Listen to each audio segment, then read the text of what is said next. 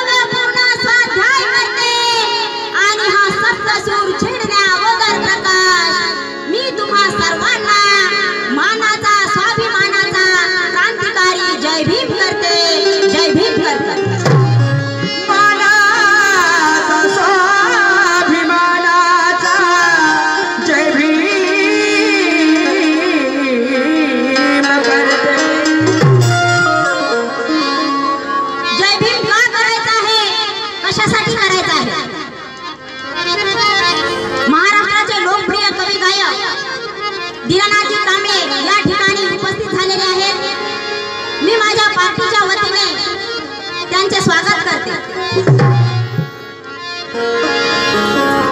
आणि दीनानाथजी कांबळे काय म्हणतात, नीले झंडे तले उबर कर अरमान आती, नीले झंडे तले उबर कर अरमान आती है, अपने ही कौम की यहाँ हर गाँव में पहचान आती है।